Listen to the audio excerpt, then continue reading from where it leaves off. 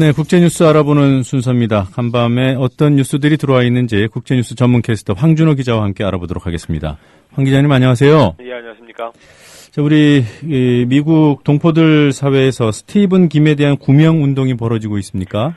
미국 정부의 기밀을 유출했다는 석연치 않은 이유 때문에 간첩법 위반 혐의로 기소된 스티븐 김, 한국명 김진우 박사에 대한 구명 운동을 미국 교민들이 본격적으로 시작합니다. 얼마 전에 한겨레 신문이 자세히 소개했었는데요. 스티븐 김은 2009년 미국 국립핵연구소에 소속돼 있으면서 동시에 국무부에서 핵 문제와 관련된 선임 보좌관으로 근무했었는데 당시에 국무부의 공보 담당자의 소개로 폭스뉴스의 제임스 로렌 기자하고 접촉했습니다. 그런데 이후에 로렌 기자가 북한의 추가 핵실험 가능성이란 기사를 보도한 것과 관련해서 미국 정부의 기밀을 누출했다라는 혐의로 스티븐 김이 기소가 됐습니다. 어제 뉴욕에서 스티븐 김 본인하고 또 변호사, 스티븐 김의 누나인 유리 루텐버거 씨, 이 사람도 변호사인데요. 그리고 교민 대표가 만나서 구명운동에 관해서 논의했다고 합니다. 네. 지금 스티븐 김 박사는 자유롭게 이동을 못하는 처지죠? 예, 미국 법원으로부터 이동 제한 명령을 받고 있어서 집에서 25마일, 그러니까 약 40km 이상 벗어나지 못하는 상황인데요. 어제 뉴욕 모임을 위해서 법원의 승인을 받아서 워싱턴 DC의 집을 벗어났습니다. 미국 법무부가 최근에 이 사건 담당 검사를 5명으로 늘렸는데 변호인단은 스티븐 김을 희생양으로 삼으려고 하는 움직임으로 보고 있는데요. 구명운동 단체를 만들어서 기금도 모으고 또 백악관, 국무부, 법무부, 주요 언론사 이런 데다가 탄원서를 보내는 운동도 하기로 했습니다. 내년 4월에 첫 번째 공판이 시작될 예정인데 이 구명운동이 어떤 결실을 맺을 수 있을지 관심이 갑니다. 자, 중국이 삼성 때리기를 한다는 보도가 있더군요. 중국 관영 언론이 삼성전자의 스마트폰의 문제점을 집중적으로 부각하고 나섰습니다. 중국 정부가 올해 들어서 외국계 기업에 대한 조사와 단속 이런 것들을 부쩍 심하게 하고 있는데요. 이번에는 삼성전자가 표적이 아니냐라는 시각이 많습니다. 중국 관영 CCTV가 그저께 밤에 삼성전자 휴대전화의 문제점을 다룬 30분짜리 프로그램을 내보냈는데요. 삼성 휴대전화에 대해서 최근에 이런 사례가 2차례가 더 있었습니다. 중국 매체들이 중국 시장에서 분야별 1위를 달리는 외국계 기업을 집중적으로 공격하는 분위기인데요. 어떤 의도인지는 짐작할 수밖에 없지만 결과적으로는 중국 기업한테 유리한 환경을 만드는 효과가 있다는 분석입니다. 삼성만 때린 게 아니지 않습니까? 과거에는 애플 때리기도 있었죠? 그렇습니다. 이 CCTV는 지난 3월에도 애플 휴대전화의 중국 내 애프터 서비스가 다른 나라보다 형편없다는 보도를 내보내서 콧대 높은 애플이 결국 사과문을 발표했던 적이 있었습니다. 그리고 지난 20일에도 중국 스타벅스의 커피 가격이 미국이나 유럽보다 비싸서 폭리를 취하고 있다라는 비판도 CCTV에서 나왔습니다. 지적을 당한 기업들은 억울한 측면이 있지만 중국이라는 거대 시장에서 밉보이면 안 되기 때문에 아주 조심스럽게 대응하고 있습니다. 최근에 중국에서는 주로 소비자 권익 차원에서 법 적용을 엄격하게 하는 쪽으로 가는 특징이 있습니다. 어쨌든 이게 자국 기업들한테 유리하게 하려는 의도는 있는 것 같은데 그렇지만 소비자 권익 보호라는 것도 무시할 수는 없는 거니까 외국계 기업들은 이 점을 유의해서 영리하게 대응해야 된다 이런 충고의 목소리가 나오고 있습니다. 네, 미국 갈 때 불편해하시는 분들 많았는데요. 이번에 또 새로운 공항 검색 제도가 도마에 올랐어요. 미국 정부가 올 가을부터 시행하고 있는 공항 사전 검색 제도가 사생활을 침해한다는 논란이 나오고 있다고 뉴욕타임스가 보도했습니다.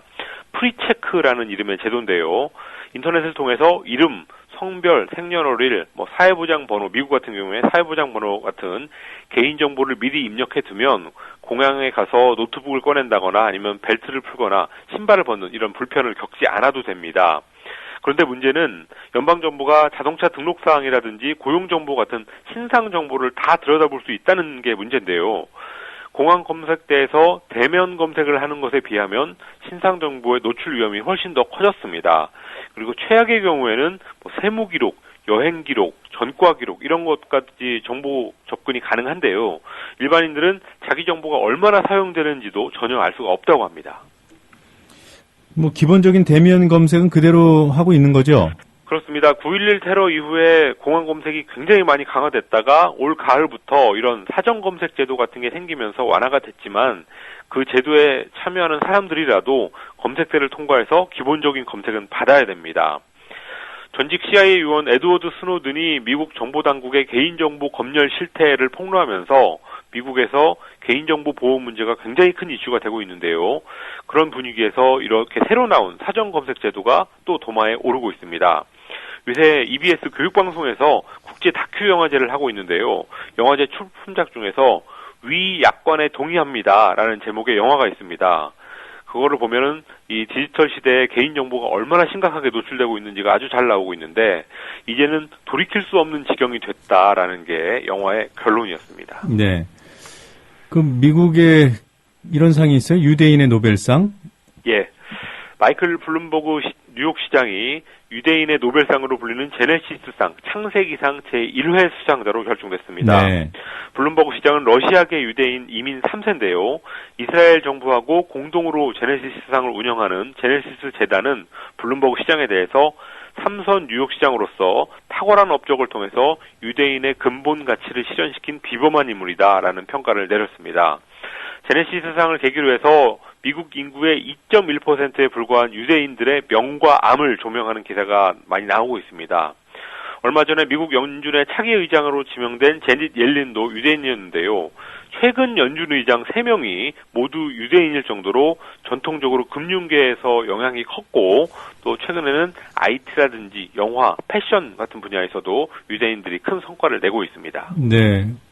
인구 비중이 미국 전체 인구의 2.1%에 불과하다고 말씀하셨는데, 예. 이 정도밖에 안 된 유대인들이 미국 대외 정책에 미치는 영향은 실로 막강하지 않습니까?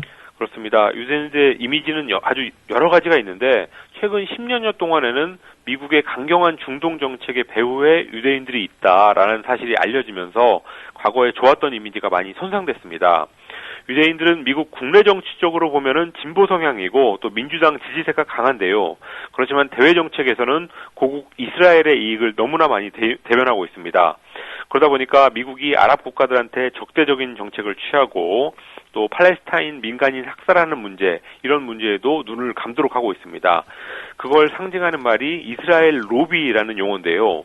금기시됐던 이 문제를 2007년에 처음 제기했던 미국의 저명한 국제정치학자들이 엄청난 협박에 시달리기도 했습니다.